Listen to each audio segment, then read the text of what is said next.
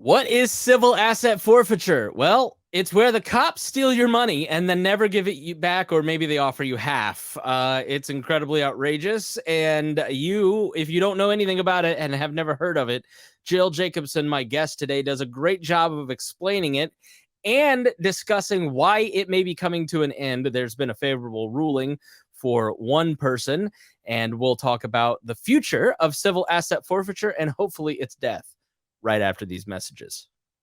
Before we begin, I just want to thank our patrons. Thank you so much for supporting this show. That's really how we support the network. It's also how I support my kids. You're not only getting the benefit of paying for all the infrastructure of multiple different shows in the network, you're also making my children happy. And isn't that the best thing in the world, to make children happy? So especially the people who do that the most are our $100 a month members. That is Jason Doolittle, Christy Avery, who makes my kids especially happy with all of her gifts. She's so sweet.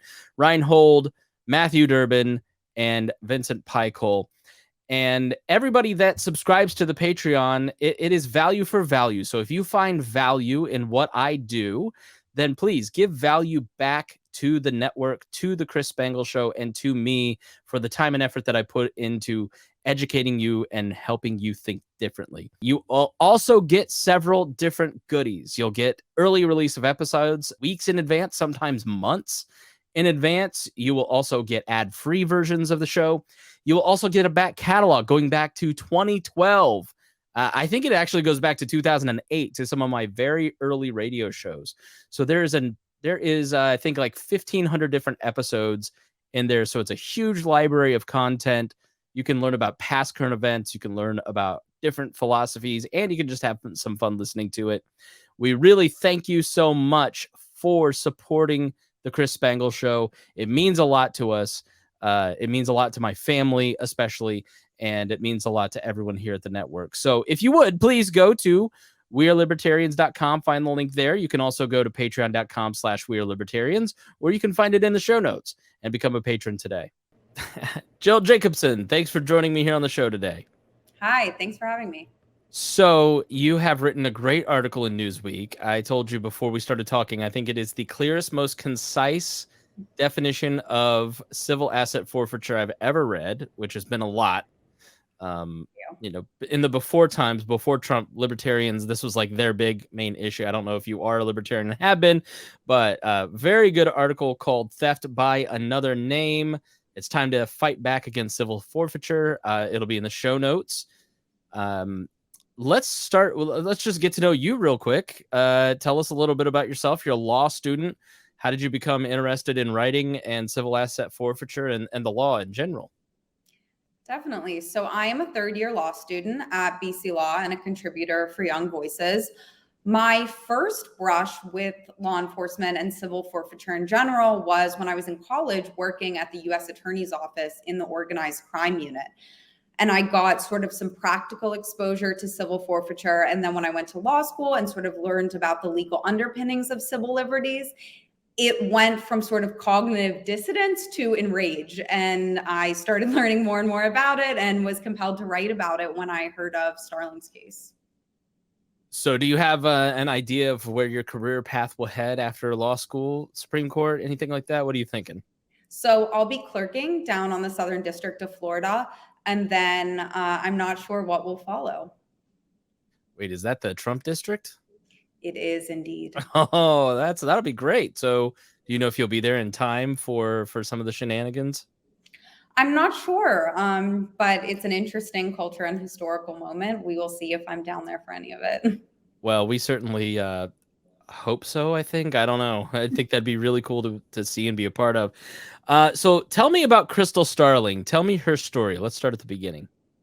Definitely. So Crystal Starling is a resident of Rochester, New York, and she was saving up to turn her hot dog stand into a full-fledged food truck. She had saved up $8,000 to buy this food truck when her apartment was searched by federal DEA agents because her boyfriend was under investigation for drug crimes.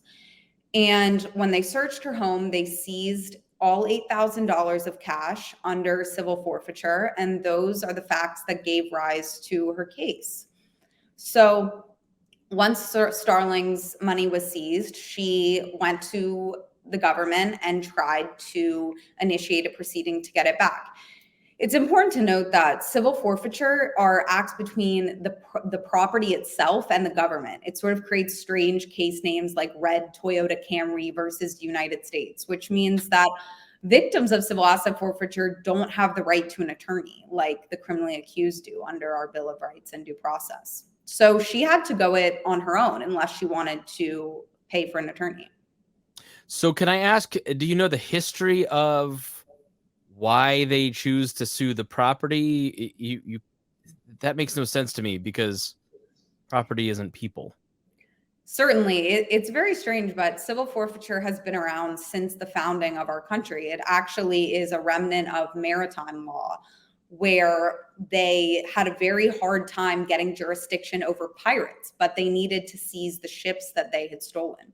So civil asset forfeiture is a judicially created convention to get around that problem. We've strayed very far from its origins, but that's how it began. Okay, so she has a food truck. They take $8,000 of her money. She then has to wait for her boyfriend's trial to be over before she can sue, misses some deadlines. Can you explain the complexity of that particular piece? Definitely. So, even for victims with attorneys, this process is Byzantine. It is very complex and it takes a lot of time and resources. But Crystal Starling got pretty far until she was misled by a state prosecutor. So, she writes to the Department of Justice to initiate these proceedings, and they tell her that she has to wait for her boyfriend's case to conclude before she can protest her forfeiture. And she waits, and he was acquitted. And she writes again, and they tell her that she's mistaken and that she's already missed the filing deadline. She's now late on filing, and her property is permanently forfeited to the state. She relied on mistaken advice. So the clock was running out, while unbeknownst to her, she was just waiting for her boyfriend's case to conclude. So the Institute for Justice, which is a nonprofit law firm, stepped in on her behalf and actually appealed this on the argument that victims of civil asset forfeiture shouldn't be penalized for good faith procedural mistakes. This is a really complex process. There was no bad faith on her part. And legal deadlines are to keep attorneys in line, to keep them as zealous advocates for their clients, not for pro se victims sort of attempting to navigate a very difficult process. And the Second Circuit agreed and said that her and other victims will be held to what's called the good cause standard. So if they are proceeding in good faith, there's no malicious intent behind their mistake, that it will be forgiven. And despite her late filing, she can continue to fight for her property. Okay, let's derail a little bit and talk about that ruling because I've never heard that before. Obviously, I'm not a lawyer. But what is the point of deadlines? Why do I imagine, no offense, it's because of lawyer trickery and procedural. Like why are deadlines meant to kind of keep lawyers engaged in the case? Certainly. So this is sort of policy arguments as to why we have such stringent deadlines in the legal profession and with courts. One might be that courts are very, very busy and they have to keep things moving. And there are a lot of parties involved, the judge, opposing counsel, the government. And deadlines are important for the functioning of our judiciary. And they also hold attorneys' feet to the fire to make sure that they are doing best by their clients. They're not really constructed in mind for pro se litigants, right, who are attempting to navigate this process that they don't really know much about at all. So she's one of a very small amount of people that actually have tried to take on this case. Why don't people actually try to go after their property? What are some of the problems with trying to get your money back, even if you've been proven innocent? Yeah, so 80% of forfeiture actually goes uncontested. And there are a lot of reasons for this. One, probably the biggest one, is that law enforcement is not always seizing pirate ships and homes and hundreds of thousands of dollars, right? Most forfeiture is small. It's $1,000 or a phone or, at times someone's car. And oftentimes they can't reconcile the price of hiring a lawyer, so they just forfeit the property instead. Oftentimes they feel hesitant to go up against law enforcement. Going into court on your own volition and standing up to law enforcement in front of a judge is not a task that many people feel qualified to do. They're intimidated not to do. The research shows that most civil forfeiture happens to people who are low income, who have already had run-ins with law enforcement, or have had family members that have run in with law enforcement, and they're very hesitant to stand up to the government. So this happens across the country, and it seems to be a pretty big business for supporting police agencies. Who is the beneficiary of civil asset forfeiture, and what's the scope across the nation with this? Yeah, I think you touch on probably one of the most controversial parts of civil asset forfeiture, which is the financial incentives that underpin it. So oftentimes the proceeds from federal civil asset forfeiture go right back into funding the federal agencies that seize the property. And in many states, it's similar. So they'll seize property, auction it off, and those proceeds will go to anything from new law enforcement equipment to the direct salaries of the law enforcement itself. I mean, there are some fringe cases where local law enforcement has used it to buy a Zamboni in the state of Massachusetts or a clown. It gets pretty ridiculous. So, I mean, you write since 2000, the government has seized more than $68.8 billion through civil asset forfeiture. And in New York, law enforcement generated 19.7 billion in revenue between 2000 and 2018. I mean, I was no math wizard, but if it's 68 billion across America and 20 billion in New York, is it just much worse there because it represents a pretty large share? Yeah, that's a good question. It could be explained by the size of the population. New York has a very large metropolitan area that makes civil forfeiture much easier.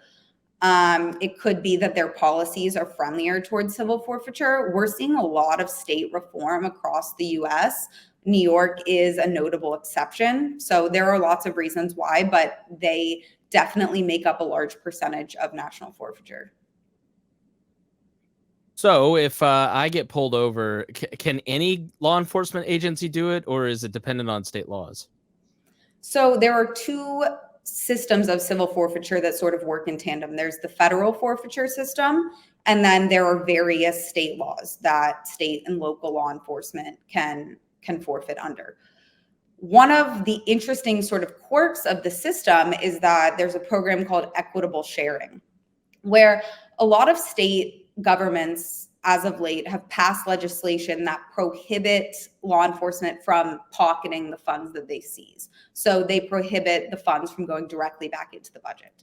But there's a federal program called the Equitable Sharing Program where local and state law enforcement seize property under federal law, hand over the property to the feds, and then they get to receive a portion of it. They get a cut. So on paper, it looks as though state and local law enforcement don't profit off their policing, but in practice, it can look very different if they participate in federal equitable sharing programs. So you write at one point, Crystal Sterling is offered half of her life savings back, and that's pretty common. Can you talk about that part of the story and why that's common? That seems awfully unfair. If you're willing to give me the money back, give me all of my money back. Don't just keep half. Yeah, definitely. It speaks to the frivolousness of the actions, right? Where they say, well, we're not going to give you it all back, but we'll go halvesies with you if you don't want to meet us in court. That is very common. And it's pretty shocking. And it happened in Starling's case and many other victims as well. Yeah, because anybody can go down and file a lawsuit. I mean, rich people deal with this a lot. You go down and file a $75 lawsuit against a rich person. Well, all of a sudden they've got to defend it and hire a bunch of lawyers. And I mean, for her to go back and fight for her $4,000, $8,000 with a 50-50 chance she's going to get it back, it's like, I'm going to spend 20 grand on lawyers. It just doesn't make any sense. So that is I mean, I would probably go, yeah, I just don't have the extra cash to go fight for this. So that's where the Institute for Justice stepped in. Can you talk a little bit more about the Institution for Justice? It's a great organization I've followed for a long time, but they really kind of fight for, injustices. And, have you followed it? Do you know much about it? Yeah, so I originally got involved with the Institute for Justice as a first year law student, and they raised my awareness of, a lot of issues that are frankly understudied and underdiscussed in law schools. Civil forfeiture is rarely discussed in law school curriculum. It takes libertarian institutions like the Institute for Justice. There are others like the Goldwater Institute and Pacific Legal Foundation to raise awareness about civil forfeiture. And they definitely do a lot of great work for people who otherwise could not afford these lengthy appeals. I mean, taking a case to the Second Circuit requires resources. It requires a lot of time that the average victim of civil forfeiture cannot take weeks, months, at times years off their jobs to pursue these legal claims. And that's why institutions like the Institute for Justice are so important. What are some other issues that they really focus on? I know eminent domain has kind of been in their purview, going back to what was the New Hampshire town that was kind of a big Kelo one? versus New London. Kilo. Yeah. What are some other issues that they're focused on that maybe you're aware of that I'm not? Yeah, one of their big fights that I find very interesting is occupational licensing. So they advocate against unnecessary, frivolous occupational licensing regimes that prevent people from, at times, working jobs that they have for a very long time up until recent unnecessary regulation. Okay, so explain look, of course, I know what it means to like go to the Second Circuit and like get this ruling, of course, but I mean, everybody else doesn't, right? So explain it to me like I don't really know. Certainly. So there, in our federal court system, right, there are trial courts, and then there are courts of appeals, and then there's the Supreme Court. So trial courts are your court of first instance. This is where jury trials happen. This is where Starling began. And they mainly deal with issues of fact. Once you have a verdict there, you can appeal it to the courts of appeals. The Second Circuit is one such court. They mostly resolve questions of law. So in this case, the question of law was, what standard should Starling be held to given this procedural violation? And the Second Circuit answered the good cause standard. Now, if that were to be further appealed, it would go to the Supreme Court. I don't know. I think like everybody else, I kind of look at it and go, all right, why do we have to have like a standard? Like it just seems wrong that she gets to have her stuff taken by the government. Why do we have to come like causes and all this stuff? I guess that's the part that I come down and I go, well, where's the justice? Can you explain why these causes are important and what exactly that means, right? Yeah, I mean, a lot of this has to do with the fact that this is not settled law because these people are not entitled to traditional due process and Bill of Rights protections. For the criminally accused, the standard is pretty set, right? Our rights are robust. But given that the action is between the government and the individual, the government and the property, none of those rights apply. So this is a big push for traditional procedural due process protections that are a given for individuals, but have to be fought for tooth and nail in the case of civil forfeiture. And there's a case next term at the Supreme Court to address some of these due process protections in the context of civil forfeiture. So that will be interesting to look out for. There might be some change on this front soon. So now with this ruling at the Second Circuit and that coming up, right? What could be the future and how does it look in terms of maybe some action? I mean, you can never like a judge or a Supreme Court, you never know where they're really going to come down, but what's your informed thinking on the future of civil asset forfeiture in the courts? It's interesting because right now we're seeing sort of a legislative evolution of civil forfeiture at the same time as we're seeing judicial action. So before Congress right now is the FAIR Act, which aims to curtail civil forfeiture significantly at the federal level. So that would be a great start, and it would congressionally, statutorily provide a lot of protections for victims of civil asset forfeiture, particularly innocent third parties like Starling. At the same time, we see circuit courts and eventually the Supreme Court weighing in on these due process issues as well. So it will be an interesting collision, I think. I would hope that the FAIR Act will pass and it will, statutorily provide some of these before the court steps in. But one can only hope, right? Yeah, you never know. And this is one of those weird, horseshoe theory, right, where the right and left bend so far around that they end up almost touching. And this is one of those issues where you do see a lot of like cross political agreement, where like a weird Matt Gaetz Ro Khanna association will take place. So maybe Congress could actually do something of value. It's an interesting example, because you would think that the impetus for change would be there, given how widely across the political spectrum opposition to this practice is.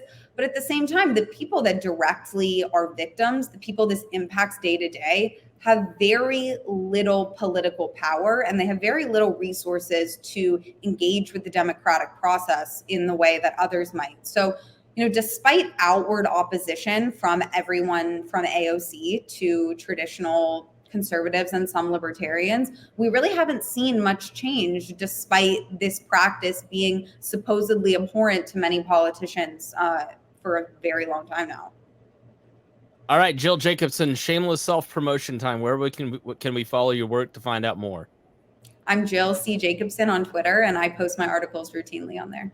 All right, you are you're going to be a great lawyer because you're very concise, quick. You don't waste words.